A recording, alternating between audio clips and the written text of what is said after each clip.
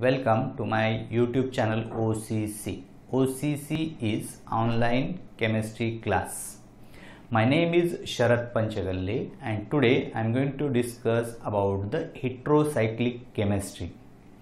In TY-BSc Chemistry, for study there are three heterocycles. So first one is pyridine N oxide, second one is quinoline and third one is isoquinoline. In my previous video, I have already explained about the pyridine N oxide. In the present video, I am going to discuss about the second heterocycle, that is quinoline. So let's discuss about the quinoline. Quinoline is having structure like this. There are two rings attached to each other.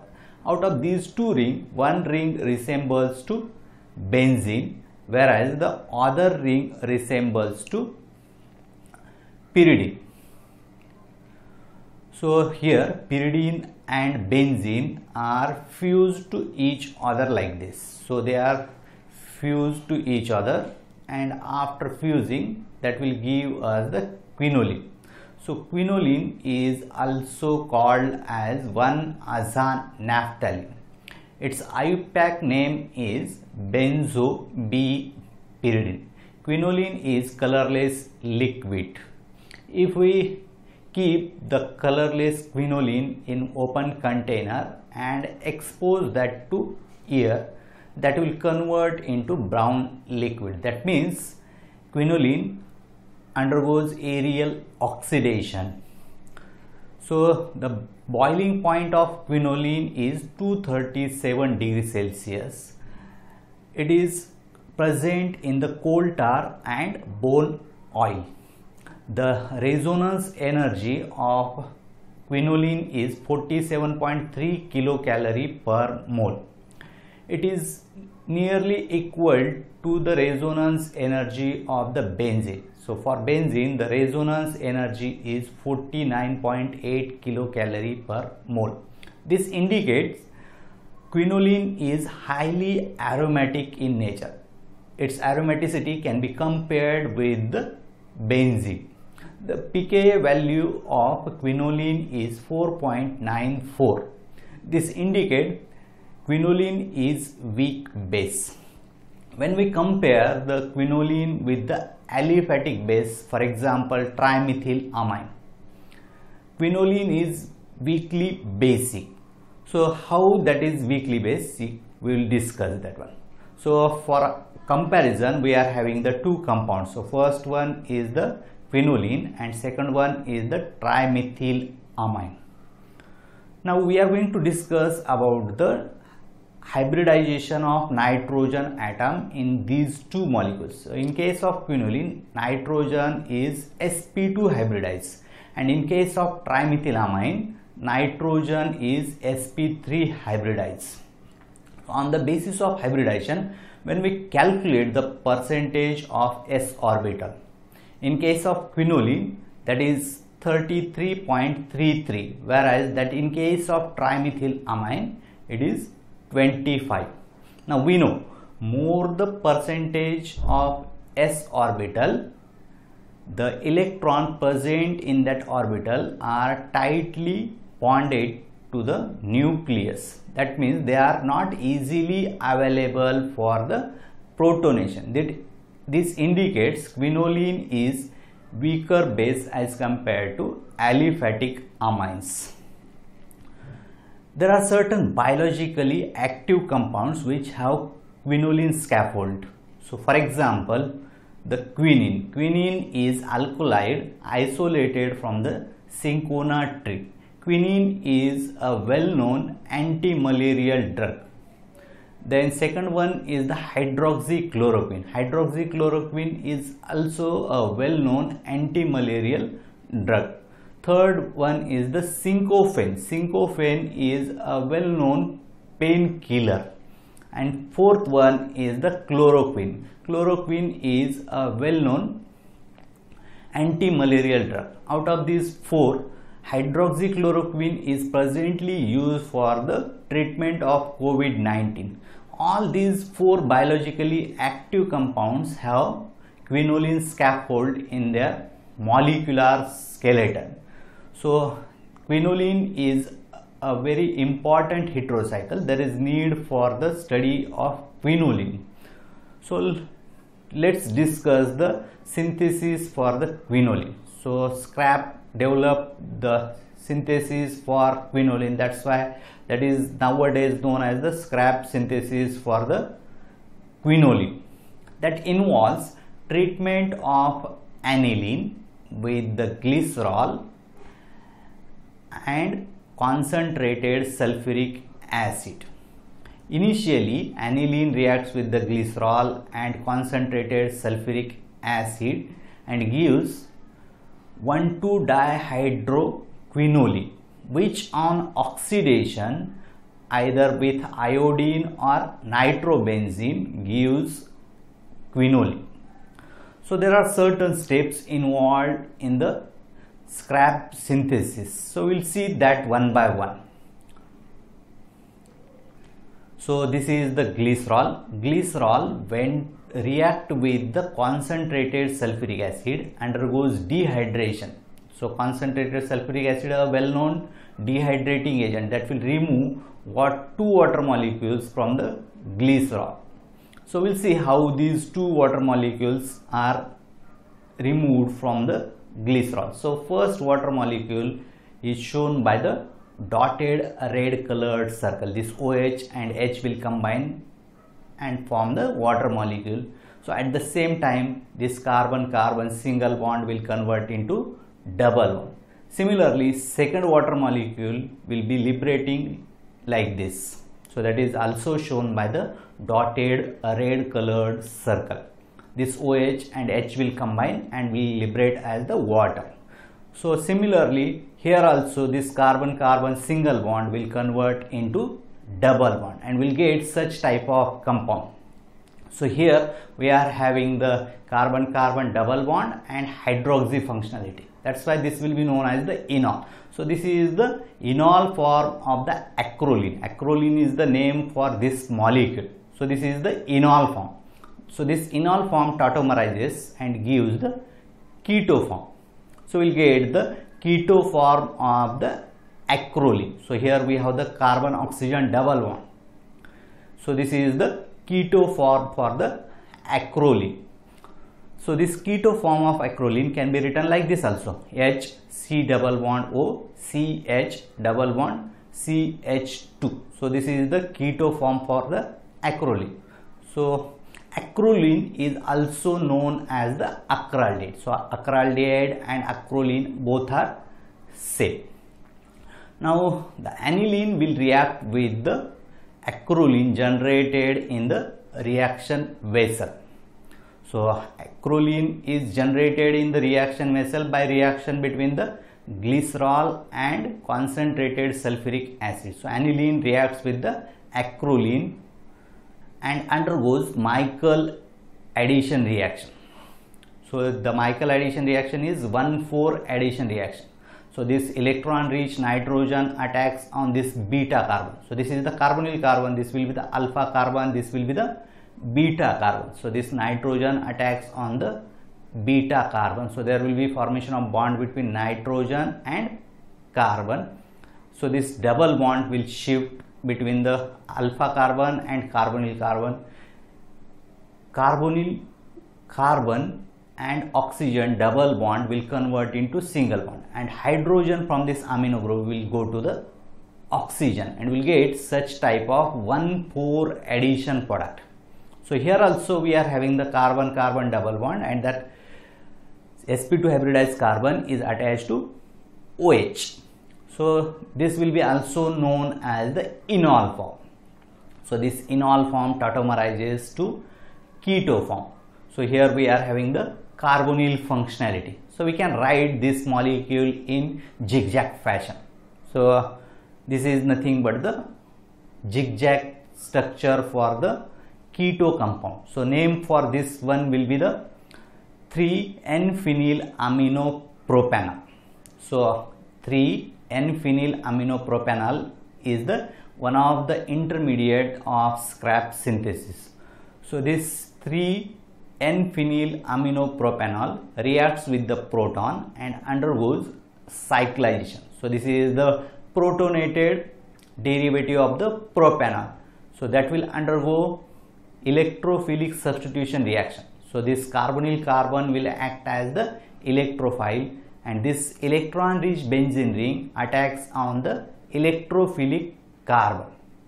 At the same time, this carbon oxygen double bond will convert into single bond. So we'll get such type of cyclic intermediate. So this reaction is this step is the cyclization step, and we'll get such cyclic compound. Now this cyclic intermediate is not aromatic. So the aromatic can be achieved by losing the proton. So proton is lost in this step, and there will be formation of aromatic intermediate. Now this aromatic intermediate will lose the water molecule. So there will be dehydration, and there will be formation of carbon-carbon double bond, and we'll get such type of intermediate. So this is nothing but the 1,2-dihydroquinoline. This 1,2-dihydroquinoline reacts with the oxidizing agent. We can use iodine or nitrobenzene as the oxidizing agent, and there will be oxidation of 1,2-dihydroquinoline that will give us the quinoline. So this is about the scrap synthesis of quinoline. Now we'll discuss about the reactivity of quinoline. So first we'll write the structure for the quinoline. So we are going to draw the resonance structures for the quinoline. So here we are having the two rings fused to each other. Now in pyridine ring there are three double bonds. So we'll shift these three double bonds to their adjacent positions. So we are shifting these double bonds, so we'll get a new resonance structure. Now the benzene ring is having the three double bonds, so we'll shift these three double bonds to their adjacent positions.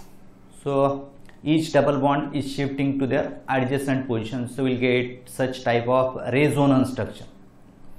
Now in this structure there is nitrogen carbon double bond, and we know carbon is less electronegative than the nitrogen. So nitrogen will take these 2 pi electron, so there will be negative charge on the nitrogen and positive charge on the carbon. So we'll get such type of resonance structure.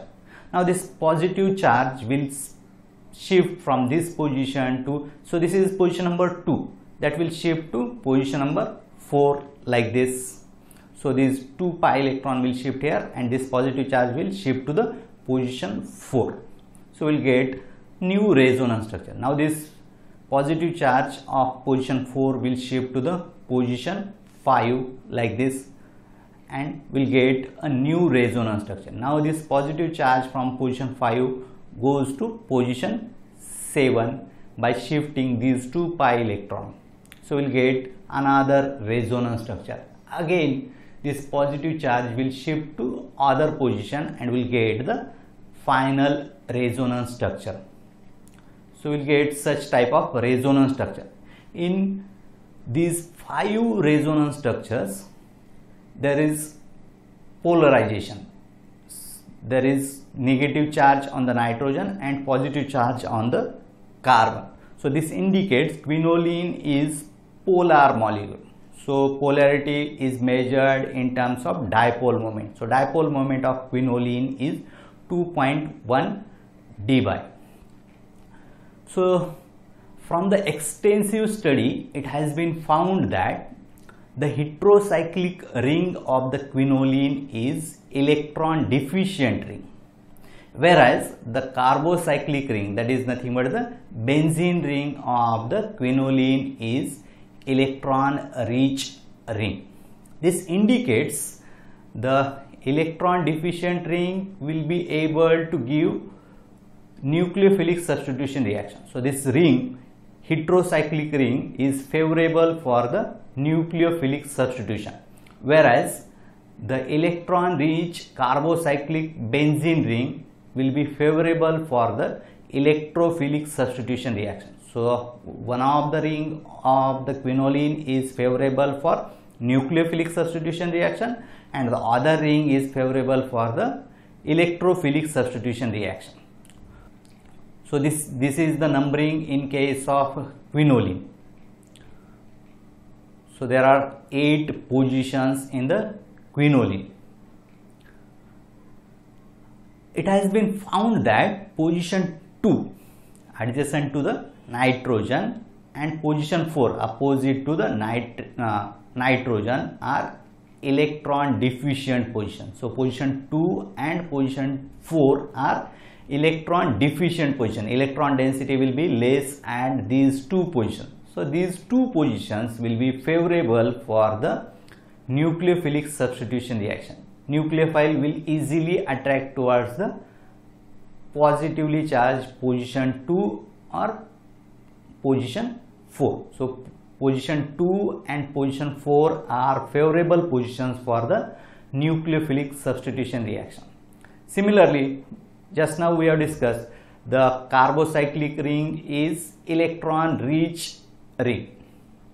Now from the extensive study it has been found that position 5 and position 8 are electron rich positions.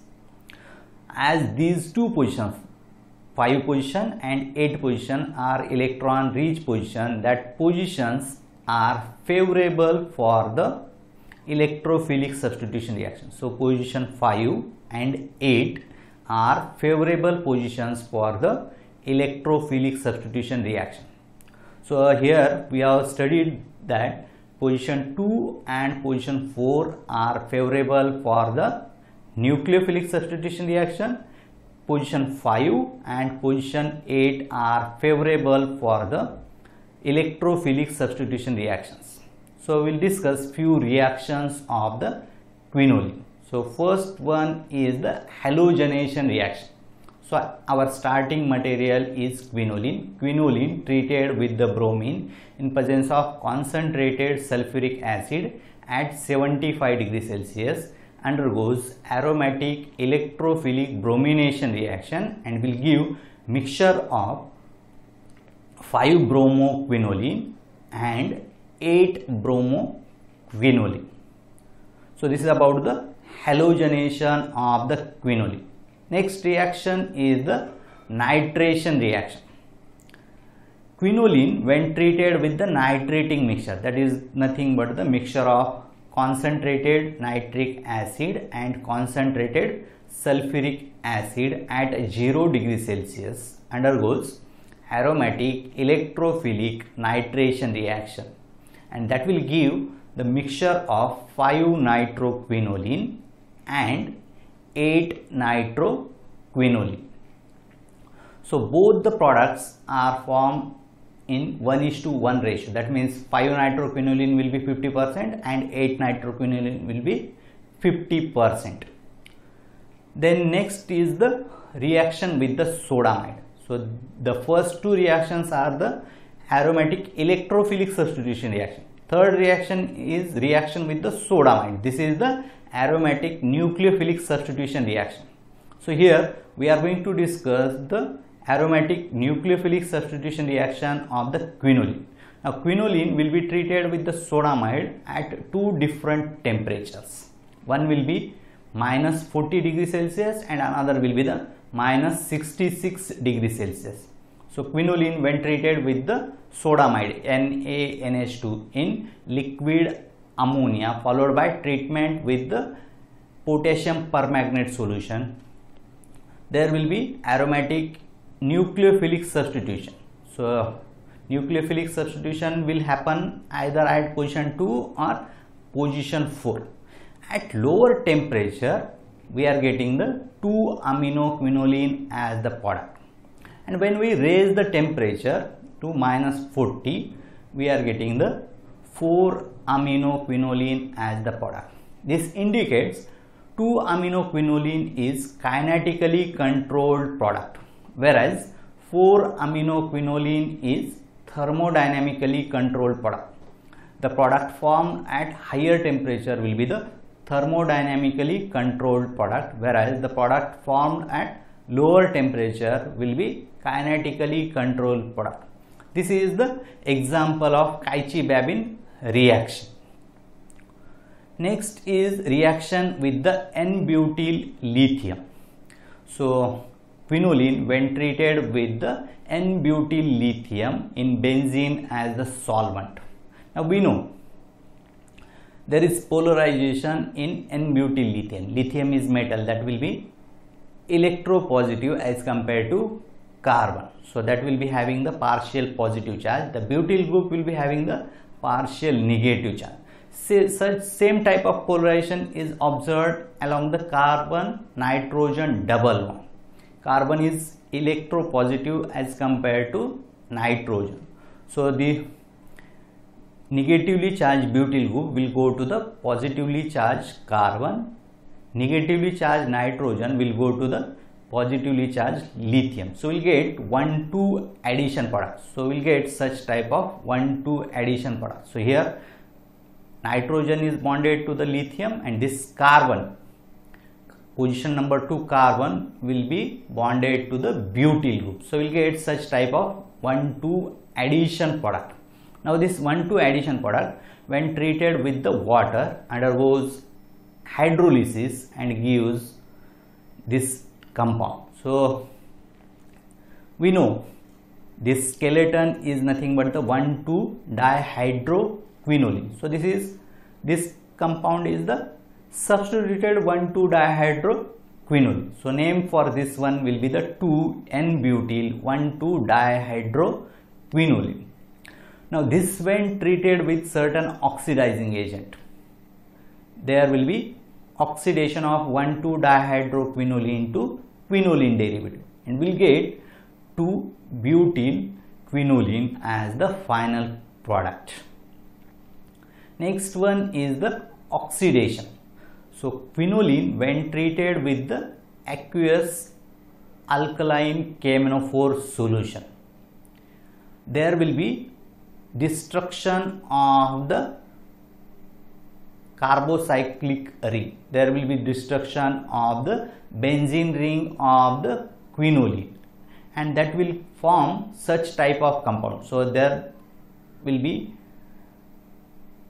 no reaction on the pyridine ring. So pyridine ring of the quinoline will remain intact in the final product.